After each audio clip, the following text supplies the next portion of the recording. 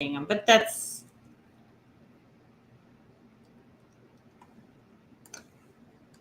good Friday morning. Okay, there's another error. Oh, Hi, if I'm not on my page, I'm saying now I mine's saying live. Gosh, am. is this 2 weeks in a row with technical difficulties?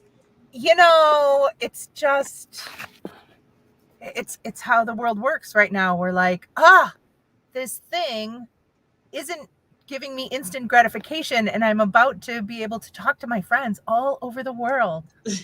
I'm in Hammond, Indiana, and Nicole's in Southern Florida, and Danielle's in Plano, Illinois. I'm at home.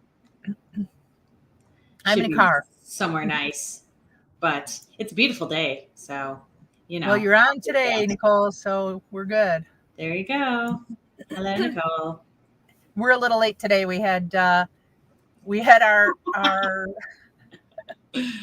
scheduler scheduled, and apparently Facebook is so smart that it knew where she was in the Czech Republic and scheduled this for 4:15 a.m. our time. So we were sleeping when we apparently should have been on here talking about home buyers representation agreements. Yeah, so whether you call it a BRA or a BBA, buyer broker agreement, there's a few different terms for it, but we want to talk about why it is the best thing for a buyer to be sure that they have a representation agreement with their agent that they've hired. Right.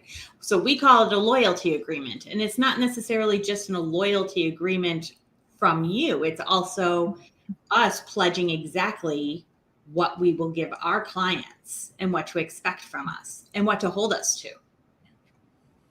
And it goes through basically whose job is what during the process, what we're going to take care of, what the buyer client is going to take care of, what to watch out for, what not to say at an open house, not to compromise yourself or show your hand, and what you can expect, what representation means beyond agency, what representation means, and what we are going to take out of our lives, our days, our commitments to other clients, etc., and give to you what you can count on.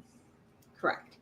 So, and part of the reason we do this is it's beneficial for both, but really the reason behind it is because we do live in a time where Ruth kind of started out where it's kind of instant gratification, and it's both ways. You know, there are plenty of agents out there who put their name and number to any one of the various search sites.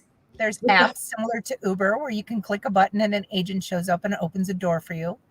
Right. And so, you know, agents participate in it. You know, the general public participate in it, and it's this click, and you assume somebody's going to open up the door for you. And what we're trying to explain is that a bad idea if you're going to spend hundreds of thousands of dollars, Danielle? It's not Uber Eats. It's not a $7. Damn it, they put mustard on my sandwich. Right. Well, I mean, it's high stakes sales. It's high pressure sales because they have this one opportunity. You clicked, they're hoping to reel you in. And if they don't, they want you to buy this house. And they might be a terrible fit for you and how you operate, and for, you know, they may not have the time to help you understand the things you need to understand. They may not have the skills. I mean, you might get lucky. You might accidentally hire a great agent, but you might also accidentally hire a dud. So we've watched how agents who this is their business model operate, and we're not fans. And again, you know, that's their thing. They can do it that way if they want. But if you want someone, if you care about your hundreds of thousands of dollars you're about to spend, if you care about where you're going to spend your time every day for the next many months, I mean years, And Nicole says, we fired our first realtor here because she wasn't listening to us and what we needed. Kept showing us $1 million houses after we said no. And said that we need to buy now because next year it'll be 1.3. So using fear of loss, fear. That agent doesn't know what prices are going to be next year. They might be, but her job or his job, I think she says her, is to help you understand what's best for you, whether that is upping your budget or looking in another area or whatever it is. You know, we take that job of being a counselor and trusted advisor very, very seriously. Right. And we don't just go, hey, thanks for the call. By the way, fill this out and sign it, and you're now loyal to us. It is, we have a time where we sit down. You know, you might really see a house that you've been, you know, seemingly looking for houses for months on end because you're on some of these platforms online. And so when you find the one that finally hits, you want to go right in there. Occasionally we might go and show you, but at the same time, we still want to take a step back. It's always about taking a step back and making sure that our clients are as prepared when they go into that first house as they can be, because that first house could be the one for you, but we want to tell you all the ins and outs. We want to make sure that you totally have an idea of what to expect in this home buying process. And that's the first step of a whole bunch of steps over months, weeks, whatever it may be, of us communicating with you and providing you service. And whether that's a house or not, it's going to be a process with the person who's taking you through the process. So if that's the right house, you know, I'll speak for us, but any good realtor is ready to jump and take you through the process of that house. But what we find is a great majority of the time, that first house isn't what it looks like online or, you know, what was expected. And so we begin the education. And that is pretty valuable, I think, to from the feedback that we get from our clients. That's really important. Usually surprises them. So we want to just take a minute in the beginning and talk about, are you sure that you want to hire us? Do we know that we want to hire you? Every once in a while, it doesn't happen often, but every once in a while we say, you know what? We don't think that your expectations match up with what we can do. So we can help you find somebody who fits that better, or you're free to find that person on your own, but we don't think it's really the best fit. Right. It doesn't really happen very often, but occasionally somebody says, no, that's, you know, I have a different plan here. I have a different vision of how this home search is going to go, and the way that you work doesn't seem to fit it. And so I'm going to look for an agent who can, you know, fulfill that. Correct. That's fine, but that needs to happen up front. So what we kind of hit on earlier, many people don't realize this, agents only get paid for one thing. No matter how hard we work, no matter how skilled we are, no matter how much we learn, no matter how many letters there are after our last name, we get paid for one thing: success. Success in helping somebody else buy or sell a house. Yes, so important to find and trust your realtor. Trust is paramount in this. Right. So if we're spending and again, you know, everybody works very, very hard, but a large majority of the population, when they work very, very, very hard, are guaranteed a pay. They know that going in, and they're going to get paid no matter what. We don't get paid until the closing table. So of course we're going to provide. Nobody else pays us until we close the sale. We're good with that. We chose this. We're fine. But if it ends up very often that we don't get paid, we would then have to work at Wendy's, and we don't want to. So, so we need to have some assurances, and, you know, the people who hold our mortgages need to have some assurances that we're eventually going to get paid. And that means we can commit ourselves when we have that trust and we have an agreement with our buyers that we're going to get paid at the end of this, they're not running out and seeing a house with that Uber app I was talking about. Absolutely. We can dedicate ourselves fully to their search and their needs and make sure that we get that success for all of us. Absolutely. So yeah, it outlines just basically so what a buyer loyal agreement, buyer's representative, whatever various things you call it, it really will talk about how we will strategize with you. We'll let you know what to expect going in, if there's red flags about things, if because again, no matter what we do and what we send, people are very tempted to go to that Uber app again.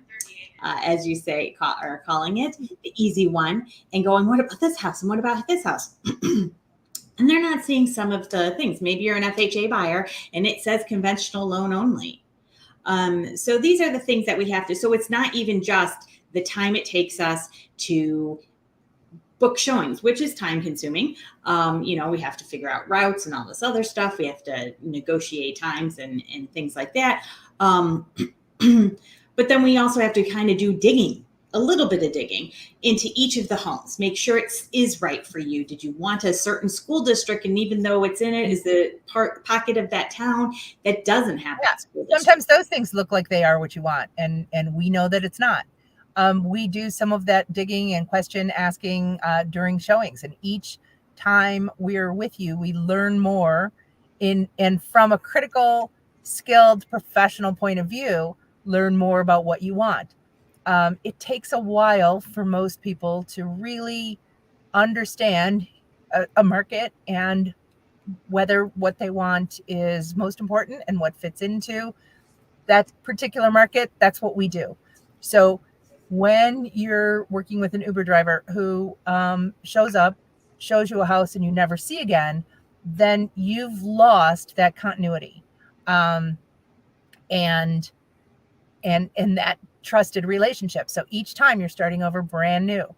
It's, we've talked to people and we have been told that it's a terrible way to buy a house.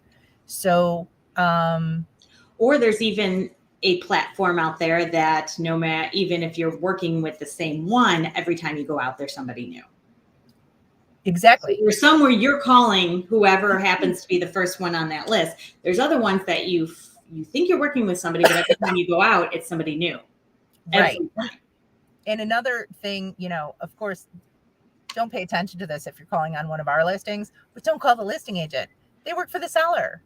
They can eventually also work for you, and it can work out well, but they represent the seller of that one house. So they can show you other houses, yes, but when you contact them on a listing of theirs, they're kind of obligated to that seller to, try to get you to buy that one. You're not going to save any money by going to the listing agent. They've already signed a contract for the total commission with the seller. And that doesn't change just because you showed up. So get your own buyer representative, sign a contract with that buyer representative, make sure you know what it says and you're comfortable with all of the terms. One of probably the biggest thing in our loyalty agreement is if you ever feel that we're not doing what we said we were going to do, you can fire us. We will not hold you to a contract you don't want to be in. But you have to actually fire us, not just go out and accidentally hire someone else. Well, and also be truthful. If you can say you haven't done this, this, and this, that's fine, but be truthful. Yeah, and we had one person who hired a member of our team. We sat down, we went through our consultation. They signed our buyer broker agreement. Then shortly after a showing, sent an email saying, I'm suspending my search. I decided not to buy right now. And we found later that he had called Uber and bought that house that afternoon specifically to not pay our agent the commission. That's just stealing. And so if you're going to do that, go ahead and start with Uber. But But for the most part, it's really rare. When we find that when people sign something and agree to it and understand it, they really don't try to screw us out of what we've earned. But it happens occasionally. Could be. But again, if you've ever had questions about what we're doing or I mean, we find ourselves, we have backups, if I go out of town, Ruth goes out of town, we already have, an appointment, a night of appointments or a day of appointments set with our clients. And that's the only time we have a couple extra agents on our team who are very happy to fill in. So that's the other thing, that it's just not us as much as we want it to be just us. Because we definitely, each of us are very, very much top of our list is client satisfaction. And we're super personally invested, but correct. We do, we show each other's properties, but then it goes back to your main agent. So absolutely, that's where the continuity comes in. In this market, sometimes somebody else has to run out and show you something. That's just to ensure that you can get in, and that you don't ever get with working with a single agent too. Thank you, Nicole. We all work our butts off. Mm-hmm. That's right. Yeah. It needs to be, you're right. It needs to be the right fit. And the way to do that is to sit down and have a chat. So we do a Zoom call. We run through how we work. We run through the process. We talk about, our systems and how we get you from here to there. And if that all sounds good and you're comfortable, then we go ahead and we all sign the agreement. But I know you want to get in the house. We'll get you in the house, but that's not where you start. Start with an understanding of the process. Start with hiring the right agent, the one you want to work with. And we've had, I've had friends who've said, we meant to work with you, but somehow we just wanted to see this house. And then the next thing we knew, we had hired somebody. We didn't even intend to. That's how it happens. So don't do that. We can show you anything. We can help you anywhere. And we can even help you out of our area. We have a network of other great agents that we refer to that work like we do. So we can help you anywhere. But yes, the most important thing is there's a reason for buyer broker agreements. It is not to lock you into something you don't want to do. It's not to keep you out of houses that you want to see. It's quite the opposite. It's to get you everything you deserve and the best possible representation. Absolutely. So thanks, everybody. Oh, Jerry, that's a shamrock, not a rose. But thanks for all the compliments. And Gina, nice to see you. Yes, Tim, most buyers don't understand and sellers don't understand that realtors work on 100% commission. We get no salary. We get no anything. We pay all of our own. We're independent contractors. We pay all of our own expenses. So we're say 100% commission. What? We work 100% of the time on commission. We don't get 100% of our commission by any means. No. Just wanna. Yes, but 100% of the time, our only income is commission, and then we pay everybody else out of it. Yes. So I think people don't know that we pay our insurance. That while we're driving around paying for $6 gas and showing you properties, that's not, nobody's paying for that. So so we have to protect ourselves in order to protect our time so that we can devote it to our clients. Absolutely. So, all right. See you next week. Till next Friday.